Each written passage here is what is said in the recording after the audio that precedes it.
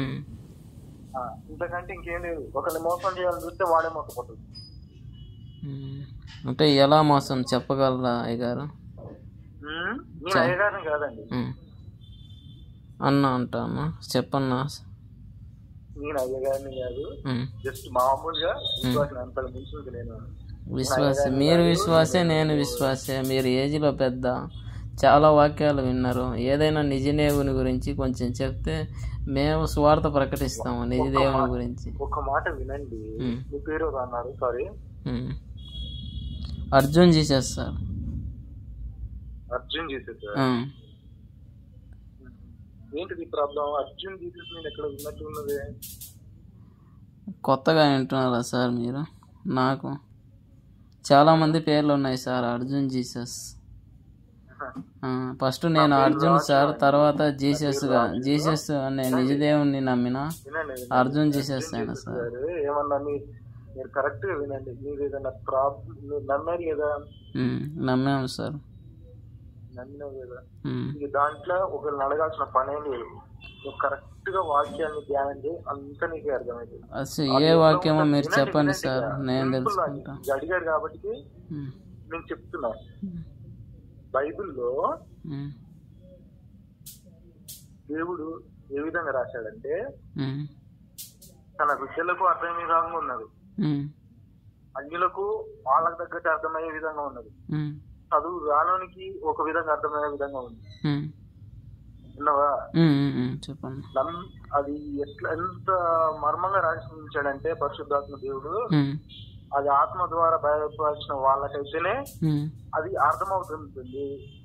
లోకానుసారంగా ఆలోచించిన వాళ్ళకు వాళ్ళ దగ్గరే కనపడుతుంటది.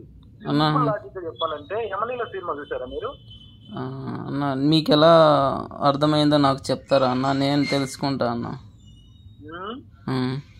నాకు యథార్థతలోనికి రావటం వల్లనే నాకు అర్థమైంది పరిశుద్ధాత్మ. అంటే నేను ఒక విషయం చెప్పగలను, తప్పు మనమైనా తప్పని నిర్భయంగా ఒప్పుకుంటే డెఫినెట్ గా అర్థమవుతుంది. నా ఎక్స్పీరియన్స్ ప్రకారము అది హానెస్ట్ పీపుల్ మటుకు డెఫినెట్ గా అర్థమవుతుంది, అది ఎవరైనా సరే. అంటే పరిశుద్ధాత్మ అంటే ఎవరన్నా? యెహోవా, పరిశుద్ధాత్మ, యేసు ఉన్నారు కదన్నా. మనం ఎవరిని ముఖ్యంగా తీసుకోవాలన్నా ఇలా ముగ్గురులో? సృష్టికర్త అనేది తండ్రి అయిన దేవుడు, పరిశుద్ధాత్ముడు. ఆయన సృష్టి క్రియేట్ చేసే ముందు అంటే మేరీని కూడా ఆవహించింది ఆయనేనా? అడిగినవు, అది కంప్లీట్ అయిన తర్వాత ఒక క్వశ్చన్ అయ్యాడు. చెప్పన్న స్తోత్రం అన్న, చెప్పన్న. పరిశుద్ధ తండ్రి సృష్టిని క్రియేట్ చేసింది, ఆయన దయా సంకల్పం చెప్తున్నాను. ఆ సృష్టించినప్పుడు ఆ సృష్టికర్తకు ఈ సృష్టి పూర్వమే ఎంతో మంది, అది ఆదాము అవ్వని సృష్టించిన కాంచి అప్పుడు ధర్మశాస్త్రం ఏం లేదు, వాళ్ళ ఆజ్ఞ అతిక్రమించి పాపం చేయదు, దాని వల్ల ఇలా జరిగిందంటే ఆయన వాళ్ళకి ఎంతో ఛాన్స్ ఇచ్చింది.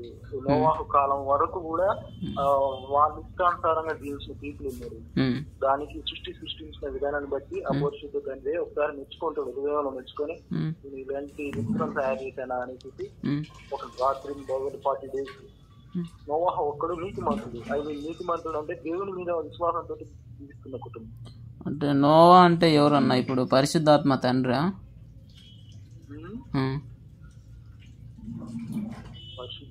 నోవాహు మనిషి. నువ్వు నమ్మినావు అన్నావు కదా అర్జున్ జీసస్ గారు, నమ్మినావు కదా, నువ్వు అసలు నమ్మితే నీకు అర్థమవుతుంది. అంటే నువ్వు ఇంకా నమ్మలే, అన్ని వేరే చెప్పుకొని వేరే అంటే నీకు అర్థం కాదు. ఒక క్వశ్చన్ అడిగినావు అన్నా, మీరు ఎక్స్పీరియన్స్ పర్సన్ అన్నా, మేము విశ్వాసులం, కొత్తగా వచ్చిన విశ్వాసులం. మీ దగ్గర నుంచి మేము పరిశుద్ధాత్మ ప్రేరణ పొందాలన్నా. విశ్వాసంతో భయభక్తులతో జీవిస్తున్నది ఒక పద్ధతితోటి. అంటే ఇది మంచి ఇది చెడు అనేది ఒక దేవుని మీద భారం వేసుకుని జీవిస్తున్న కుటుంబం. అంత ముందు వాళ్ళకు ధర్మశాస్త్రం లేనందున విచ్చలవిడిగా, ఎట్లా యానిమల్స్ ఎలా విధంగా ఉంటారో ఆ విధంగా జీవించిన మనుషులు కూడా ఉన్నారన్నమాట ఆ కాలంలో. అంటే వాళ్ళు ఎవరన్నా నాకు చెప్పగలుగుతారా అన్న? కొంచెం మనుషులేనయ్యా, వాళ్ళు కూడా మనుషులే. అప్పుడు దేవుడు ఆల్రెడీ ఒకసారి సృష్టిని వాటర్ తోటి క్లీన్ చేసేసాడు. అది నోవాహు ఒక మాట ఇచ్చేది, మళ్ళీ ఎప్పుడు చేయదు. అదే నోవాహు గోడలోకి మళ్ళీ జంతువుల్ని వీళ్ళందరినీ వాళ్ళ కుటుంబాన్ని తీసుకుని వెళ్తాడు. వెళ్ళిన తర్వాత అయినా ప్రకటిస్తారు రండి అంటే కూడా ఎవరు వినరు. వర్షం అంత మునుపు వర్షం అనేది లేదు. ఆ విధంగా చేసింది అనమాట. ఇది ఒక్క మాటలో అయిపోయేది కాదు కదా. అంటే ఒక వేరే విశ్వాసి అన్నాడు అన్న, విశ్వాసిగా అతను అన్నాడు, నేను బైబిల్ గురించి ప్రకటించేటప్పుడు లోతు వచ్చేసి తన ఇద్దరి కూతుర్లను ఎందుకు సెక్స్ చేసిండంటే మీరు చెప్పిండన్న. అప్పుడు అది గ్రంథం లేదు, నిజ గ్రంథం లేదు. ఇప్పుడు నీకు ఇప్పుడు ఫర్ ఎగ్జాంపుల్ మీ ఫోకస్ అంతా లోతు మీద ఉన్నది. నేను చెప్పేది ఒకటైతే మీరు లోతు గురించి అడుగుతున్నారు. లోతు గారిది ఏంటంటే సేమ్ డిటో.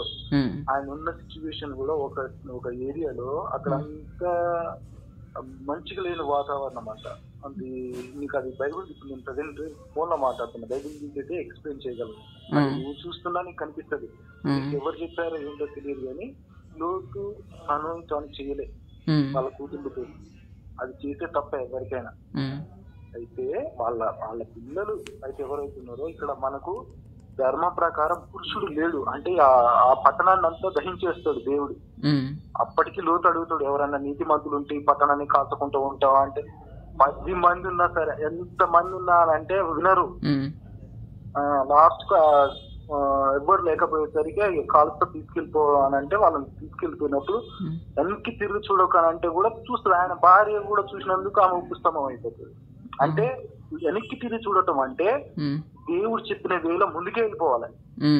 మళ్ళీ రిటర్న్ అని అంటే ఏమవుతుంది అని అంటే యాక్చువల్లీ మళ్ళీ లోక సంబంధం అంటే చెడు వైపు తిరగకూడదు అని అర్థం. అంటే అన్న నాకు ఒకటి అర్థమైంది అన్న, కరెక్ట్గానే చెప్తున్నావు అన్న. భార్య పాపం వెనక్కి తిరిగి చూస్తుంది. లోతు భార్య అనారోగ్యంతో చనిపోతుంది. తర్వాత ఇద్దరి కూతుర్లు తామర పెస్తిబా ఎందుకు సెక్స్ చేసి కడుపు చేస్తాడన్న. ఇదే నన్ను ప్రశ్నిస్తారన్న మేము సువార్తకు పోయినప్పుడు. నేను గాని మనం గాని ఎవరైనా ఉంటే మన ఇష్టానుసారంగా దాన్ని మాట్లాడటానికి ఛాన్స్ ఉండదు. ఇప్పుడు నేను ఏదో చెప్తే దాంట్లో ఒకటి క్రియేట్ అవ్వదు. అంటే వాళ్ళని ఎలా మారుస్తామన్నా ఇప్పుడు దీని గురించి అడిగినప్పుడు చెప్తుందంటే వినండి అయ్యా, అదేదో ఒక్కరు రాసింది కాదు, 40 మంది పరిశుద్ధాత్మ ప్రేరణ ద్వారా ఎన్నిసార్లు రాసినా గానీ ఆ మాట అంతా ఒకటే తీరుగా ఉంటది. అంటే పరిశుద్ధాత్మ 40 మందిలోకి ఎలా ప్రవేశించింది అన్న చెప్పగలుగుతారా? అదే హానెస్టీ, యథార్థత, దేవుని యందు భయభక్తులు అంటే అన్న వాక్యం చెప్పండి అన్న. ఇందా చెప్పారు కదన్న మంచి వాక్యం. సరే అన్న, నాకు కొంచెం పని ఉంది, నేను మళ్ళీ తర్వాత కాల్ చేసుకోవా అన్న? నేను అడిగింది ఏమన్నా తప్పు ఉందే అన్న? ఇప్పుడు లోతు కూతుర్లు 2 ఉండరు కదా, తామర పెస్తిబాను సెక్స్ చేసి కడుపు చేస్తాడు కదా, దాని గురించి మీరు బాగానే చెప్పారన్న. లోతు ఒక ఏరియా నుంచి ఇంకొక ఏరియాకి వెళ్ళేటప్పుడు దేవుణ్ణి తిరిగి చూడకు అంటే దేవుణ్ణి తిరిగి చూస్తుంది లోతు భార్య. చూడటం వల్ల తన భార్యను శపిస్తాడు. ఆమె బ్యాక్ ఫార్వర్డ్ మళ్ళీ వెనక తిరుగుతుంది. దేవుని కాదు అక్కడ, దేవుని చూడటం కాదు. మీరు వెళ్ళండి అంటే చెప్పిన మాట, ఎప్పుడైనా దేవుడు చెప్పిన మాట వింటూ వెళ్ళిపోవాలి. రివర్స్ అయితేనే ఇష్యూస్ అవుతాయి. అంటే ఏ విధంగా రివర్స్ అయిందన్న?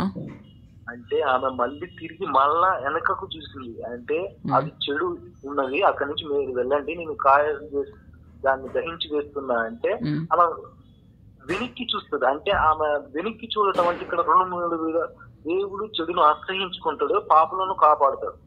అంటే మనిషి వీరిని మట్టికి కాపాడటానికి ఇష్టము, పాపాన్ని మట్టికి ఈ సొంత కూడా సహించడు. అంటే భార్యకు శిక్ష వేయాలి కదన్నా. ఇప్పుడు లోతుకి ఎందుకు వేసిండు, లాట్కి ఎందుకు వేసిండు శిక్ష దేవుడు? మేము చాలా ఓడిపోయామన్నా ఈ విషయంలో అన్న. నువ్వు చెప్పగలుగుతావని అన్న నెంబర్ ఇచ్చిండన్నా. విషయం వినండి అనేది ఏంటంటే, ఒక్క మాట వినండి. నీకు కావాల్సింది ఎవరు కావాలి నీకు? ఈ వాక్యం ఒక్కటి చెప్పండి అన్న, ఇది చెప్పలేకపోతున్నాం మేము. ఇంకా 3 వాక్యాలు ఉన్నాయన్నా నీ దగ్గర. అయితే నువ్వు కరెక్ట్గా చెప్పావన్నా. నువ్వు లోతుది కావాలన్నా, లోతు వయసుది కావాలన్నా, కుమార్తెది కావాలన్నా? అదే లోతు కుమార్తెల గురించి అదన్నా, అది చెప్పావు కదన్నా, కొంచెం చెప్పావన్నా. ముగ్గురిది ఒక్కొక్క నిమిషం.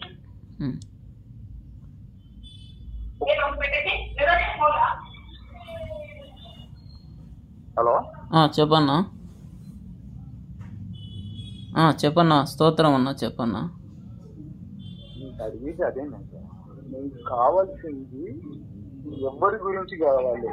అక్కడ ఒక్కొక్కరిది ఒక్కొక్క విధంగా ఉంటది. నేను చెప్పాల్సింది ఏంది అన్న, మేము సువార్తకు పోయినామన్నా, మన ఏరియా నుంచి వేరే ఏరియాకు సువార్తకు పోయినామన్నా. పోయిన తర్వాత నేను పాంప్లెట్ ఇచ్చిన అన్న, సువార్త దైవజనులను నమ్మండి అని ఇస్తే వాళ్ళు బైబిల్ తీసుకొచ్చి ఇది అడిగారన్న కూకపెట్టి. అడిగిన తర్వాత నేనేం చెప్పలేదన్నా. చెప్పకుంటే నన్ను ఒక చంపకేసి ఒకటి వెరికిండన్న. పెరికితే నేనేం చెప్పకుండా స్తోత్రం హల్లెలూయా అంటూ వెళ్ళొచ్చిన అన్న. ఇంకా తర్వాత పక్కన అన్నుండి విశ్వాసే నాతోటి వచ్చిన అన్న ముందే పారిపోయిండు. అన్న నీ నెంబర్ ఇచ్చాడన్న, అన్నను అడుగు బాగా చెప్తాడు అర్థమయ్యేటట్టు అని. సరే, నేను అదే చెప్తున్నా కదా, నీకేం కావాలంటే నేను అదే చెప్తున్నా, నువ్వు కరెక్ట్ గా వినట్లు. ఇప్పుడు ఏంటంటే మార్కెట్కి వెళ్ళి ఇంట్లో పిల్లలు వీళ్ళంతా వచ్చారు హడావిడిలా, నువ్వు కొంచెం ఒక గంట తర్వాత చేస్తా, ఒక్క నిమిషం, సరేనా? ఓకే అన్న, స్తోత్రం అన్న, హల్లెలూయా, స్తోత్రం అన్న, స్తోత్రం స్తోత్రం.